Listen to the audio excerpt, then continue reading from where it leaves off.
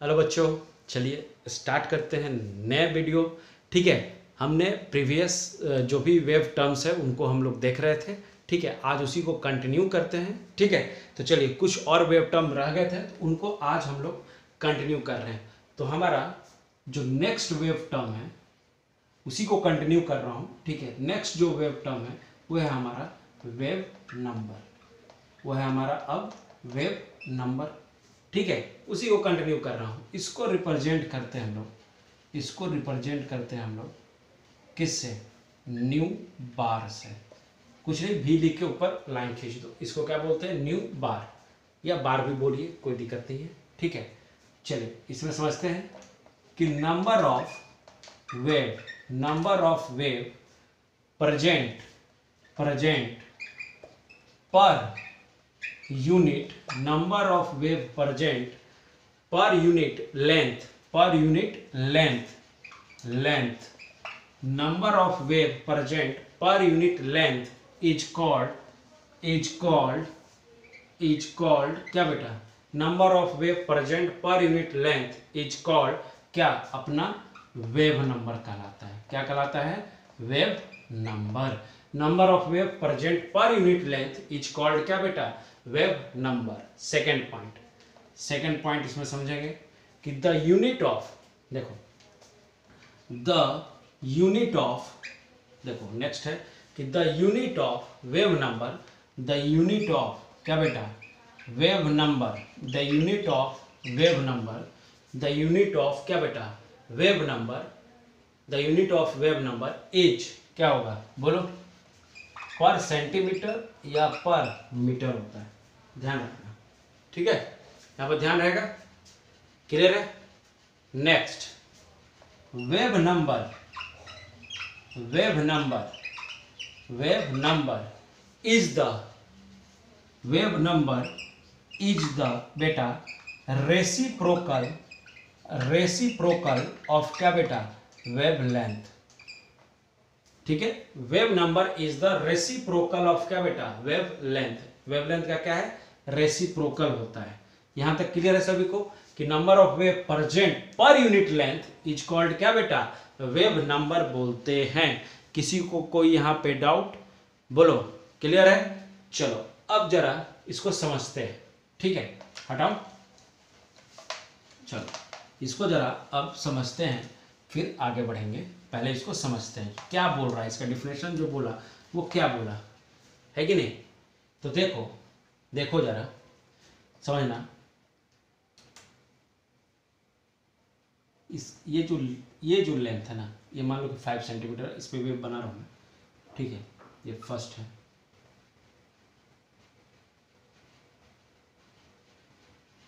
ठीक है,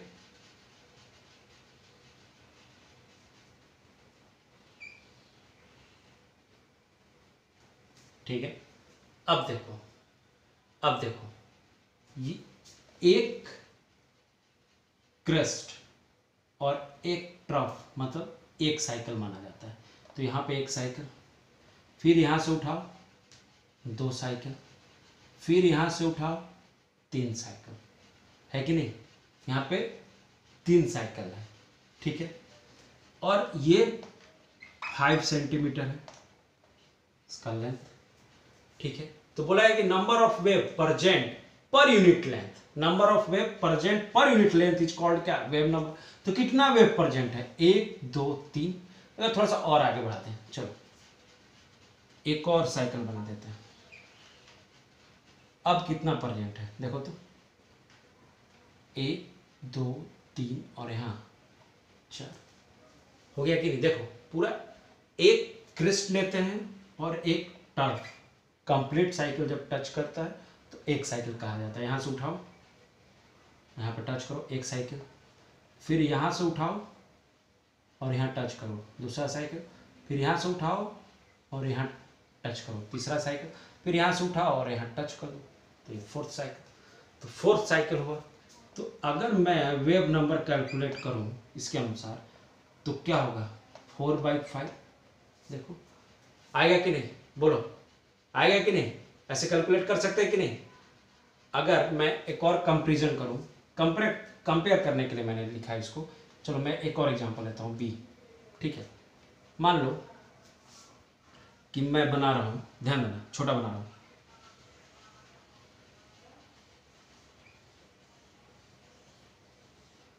देखो कितना हुआ,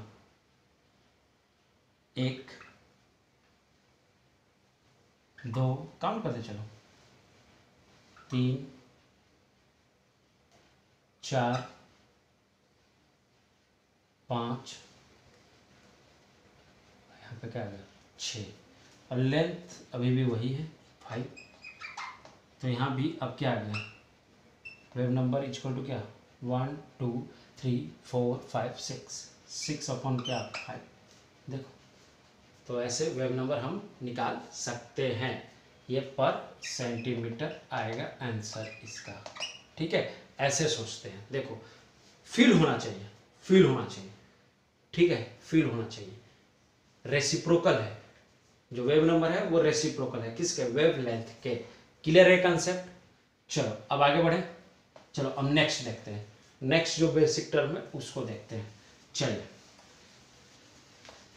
क्लियर है यहां तक। चलो कैसे सोचते हैं ये क्लियर करते चल रहा हूं मैं। ठीक है, अब नेक्स्ट है बेटा हमारा, वो है हमारा वेलोसिटी। क्या है, वेलोसिटी। जो नेक्स्ट है वो है अपना वेलोसिटी।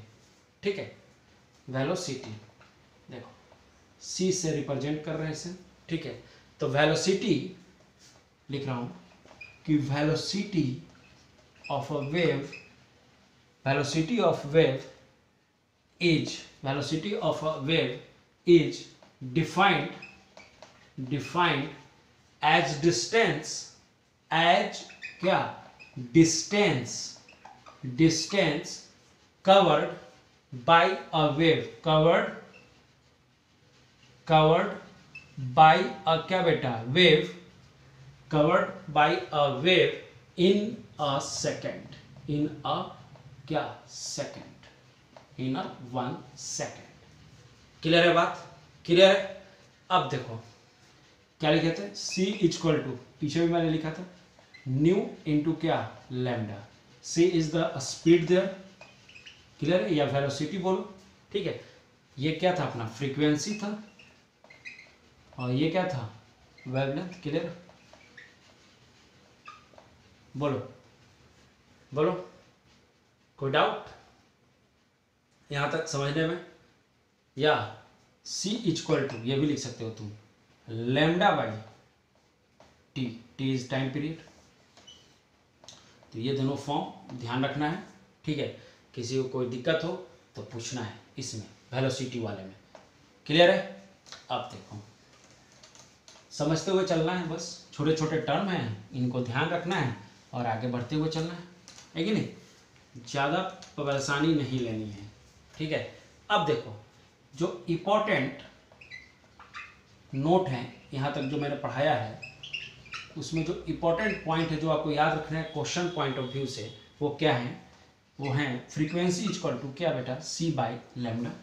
फ्रीक्वेंसी इक्वल टू क्या, c बाई लैम्डा, या इसको c बार भी, मतलब वेव नंबर के साथ, ये वेव नंबर के बराबर भी हो सकता है। ठीक है, जिसको न्यू बार भी बोलते हैं। ठीक है, या वेव नंबर इक्वल टू, ये सब फॉर्मूला याद रखना है, 1 बाई क्या होता है, लैम्डा। ये सब चीज़ें ध्यान रखनी है सबको, ये फार्मूला याद रखना है, क्योंकि इस पे हम लोग क्वेश्चन करेंगे। ठीक है, 1-2 क्वेश्चन देखेंगे। चलिए, चलो ओके, अब कुछ हम लोग इस पे क्वेश्चन देखेंगे। ठीक है बेटा, तो चलिए क्वेश्चन मैं लेकर आ रहा हूँ और स्टार्ट करते हैं इसको क्वेश्चन के साथ। बेसिक क्वेश्चन है जो कि आपको मतलब प्रॉब्लम्स है एनसीईआरटी के भी होंगे, कुछ अलग अलग होंगे। ठीक है, तो चलिए स्टार्ट करते हैं कि कैसे इसको सॉल्व करेंगे। ठीक है, तो फर्स्ट क्वेश्चन जो है हमारा वो है कि क्या है, द वेवलेंथ रेंज दिया हुआ है हमें। ठीक है, the wavelength range, the wavelength range of the visible, the wavelength range of the visible spectrum spectrum extends from violet, ठीक है, violet कितना है 400 नैनोमीटर, बहुत बढ़िया। आई थिंक लैम्डा का वैल्यू दे रहा है 400 नैनोमीटर टू रेड 750 नैनोमीटर, ठीक है, बहुत बढ़िया। Full stop. Express this wavelength, okay, express this wavelength in क्या बेटा फ्रीक्वेंसीज, ठीक है, फ्रीक्वेंसी निकालना है। Express this wavelength in frequency, बहुत बढ़िया। किसमें? हर्ट्ज में बोल रहा है, बहुत बढ़िया। और आपको एक पॉइंट और लिखा है कि 1 nanometre is equal to 10⁻⁹ metre, ठीक है।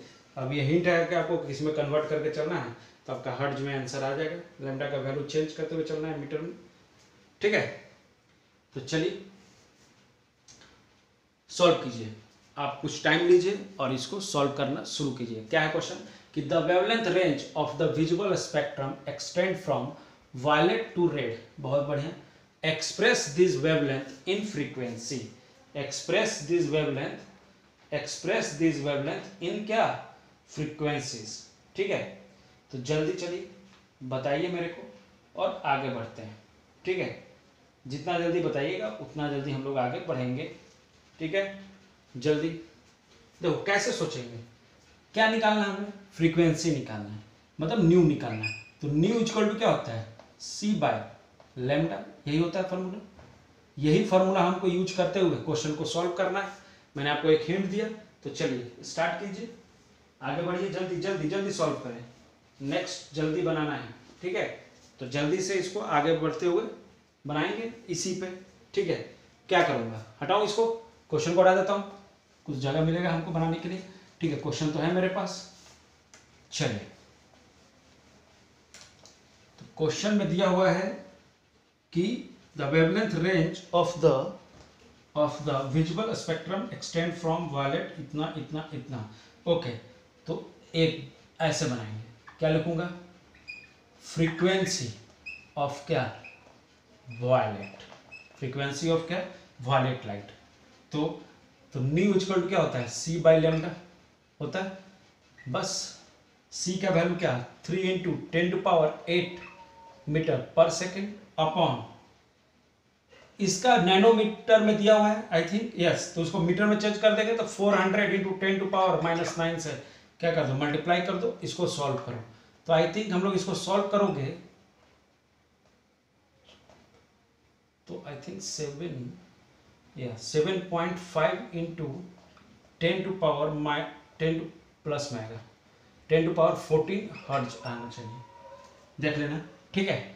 नेक्स्ट है क्या निकालेंगे, फ्रीक्वेंसी ऑफ क्या निकालेंगे, देखो रेड लाइट है कि नहीं, फ्रीक्वेंसी ऑफ क्या रेड लाइट से में c/ क्या लैम्डा 3 × 10⁸, उसका वैल्यू कितना दिया हुआ था 750, ओके। 750 × 10⁻⁹, देखो देख लो, तो क्या आंसर आना चाहिए इसका, सॉल्व करो। तो इसका आंसर आएगा, इसका आंसर आना चाहिए, क्या आना चाहिए 4.00 × 10⁻14 हर्ट्ज, देख लो। तो क्वेश्चन ये पूछ रहा था कि the wavelength of the range of the visual spectrum, तो विजुअल बताना है हमको स्पेक्ट्रम। तो क्या आ गया, विजुअल जो स्पेक्ट्रम है फ्रीक्वेंसी का वो क्या आ रहा है, तो विजुअल स्पेक्ट्रम क्या आ रहा है, तो जो विजुअल स्पेक्ट्रम है, जो मेरा विजुअल स्पेक्ट्रम आ रहा है, जो रेंज आ रहा है, विजुअल स्पेक्ट्रम रेंज जो आ रहा है वो आ रहा है 4.00 × 10⁻14 टू कितना आ रहा है 7.5 × 10⁻14 हर्ट्ज तक आ रहा है, देख लो यही आ रहा है, इतना ही आ रहा है इन टर्म्स ऑफ क्या फ्रीक्वेंसी के टर्म में। ये अब हमारा रेंज है विजुअल का इस क्वेश्चन के अनुसार। क्लियर है, यहाँ तक क्लियर है सभी को। चलो एक और क्वेश्चन देखते हैं, अगर ये क्लियर है तो एक और क्वेश्चन बनाने की कोशिश करते हैं, ठीक है। चलिए नेक्स्ट क्वेश्चन देखते हैं। हटाओ, देखो बेसिक है ये सब, ठीक है, तो ये सब आना चाहिए, इसीलिए मैं क्वेश्चन करवा रहा हूँ कि आपको भी क्लियर होना चाहिए बेटा कि कैसे यूज करेंगे फार्मूला को, और कोई बात नहीं है, ठीक है। बहुत लोग परेशान होने लगते हैं कि कैसे यूज करेंगे। एक और क्वेश्चन, कैलकुलेट क्या, wave number, calculate wave number and frequency of, क्या फ्रीक्वेंसी ऑफ क्या बेटा, येलो रेडिएशन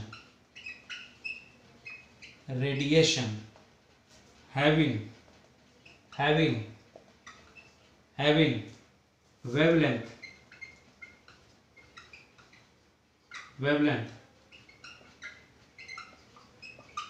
एंगस्ट्रॉम, ठीक है। तो ये आपको बताने हैं, ठीक है। तो जरा लिखिए, बनाइए, कैसे बनाएंगे। चलिए, calculate wave number and frequency of yellow radiation having wavelength 5800 angstrom, ठीक है। तो वेव नंबर कैलकुलेट करना है, ठीक है। तो वेव नंबर अगर कैलकुलेट करना है तो वेवलेंथ और वेव नंबर के बीच में जो रिलेशन होता है वो क्या लिखते हो, 1 बाई क्या लिखते हो, लैम्डा, ये लिखते हो, ये रिलेशन होता है ना। देखो, तो चलो पहले वेव नंबर हमको कैलकुलेट करना है, ठीक है। तो हम यहाँ पे जो लैम्डा का जो वैल्यू दिया हुआ है, ये दिया हुआ है, तो इसको पहले मैं कन्वर्ट कर लेता हूँ किस में, मीटर में, ठीक है। देख सकते हो, कुछ नहीं, सेंटीमीटर में भी आप निकाल सकते हो, तो वहाँ पे 10⁻⁸ कर देना, ठीक है। तो wave number equal to 1/800 into 10⁻⁻10 equal to क्या आ जाएगा आंसर, 1.724 इंटू 10⁻6 ये आएगा। देख लो, क्लियर है यहाँ पे सभी को क्लियर है, समझ में आ रहा है क्या बताया जा रहा है, ठीक है। वेव नंबर ऐसे इसका कैलकुलेट करेंगे। अब क्या कैलकुलेट करना है हमें, फ्रीक्वेंसी, चलिए वो भी कैलकुलेट करते हैं, इजी है कि नहीं। चलिए आगे बढ़ते हैं। और अब हम लोग क्या कैलकुलेट, अगर आपको सेंटीमीटर में निकालना होगा बेटा तो बस कुछ नहीं, 10⁻⁸ से मल्टीप्लाई करके बस डिवाइड कर देना, 1 बाई लैम्डा कर देना, वहाँ से भी आंसर आ जाएगा, ठीक है। चलो, कोई बोलेगा कि सर सेंटीमीटर में क्यों निकालें, तो आप ऐसे कर सकते हैं। तो फ्रीक्वेंसी निकालना है, तो फ्रीक्वेंसी इक्वल टू लिखो, क्या होता है, C अपॉन क्या, लैम्डा, यही होता है। तो यहाँ पर वैल्यू पुट करो, 3 इंटू 10⁸, ठीक है। यूनिट अंडरस्टूड है, बार बार लिखने की जरूरत नहीं है, ठीक है। तो आप लोग थोड़ा सा अब तो समझ रहे होंगे कि क्या लिख रहा हूँ मैं, ठीक है। चलो इसको सॉल्व करोगे, ठीक है। तो यहाँ पर जो आंसर आएगा वो आएगा 5.172 आई थिंक इंटू 10⁻14 और यूनिट क्या हो जाएगा, पर सेकेंड बचेगा। या देख लो कितना इजी होता है, क्वेश्चंस जो इस पे आते हैं क्वेश्चन वो बहुत इजी पीजी आते हैं, बस थोड़ा सा दिमाग लगाओगे क्वेश्चन सॉल्व हो जाएंगे। देख लो बेटा, क्लियर है सभी को, यहाँ पे कोई डाउट, कुछ नहीं करना था, बस फार्मूला याद रखना है, और वो फार्मूला बहुत यूजफुल है। ये फार्मूला आगे चल के आपको समझ में आएगा कि कितना यूजफुल है, ठीक है। तो ये सब फार्मूले का यूज है, इसलिए आपको बताया जा रहा है, थोड़ा सा दिमाग लगाइएगा, क्लियर हो जाएगा सारा कंसेप्ट, है कि नहीं, क्लियर है। देखो बेटा, आज के लिए इतना ही रखते हैं, ठीक है। नेक्स्ट क्लास में हम लोग कुछ और नए टॉपिक के साथ जुड़ेंगे, ठीक है। नेक्स्ट जो कमिंग टॉपिक है हमारा प्लैंक्स का ही है, बट उससे पहले छोटी छोटी कुछ और बातें हैं वो भी कर लेंगे। ब्लैक बॉडी रेडिएशन टाइप की कुछ कंसेप्ट हैं, उसको देखते हुए हम लोग प्लैंक्स क्वांटम थ्योरी जहाँ से क्वेश्चन स्टार्ट होता है, पूरा भरमार होता है, ठीक है, उसकी बात करेंगे। तो चलिए नेक्स्ट क्लास में मिलते हैं, तब तक के लिए thank you so much, bye, see you in next class, okay bye.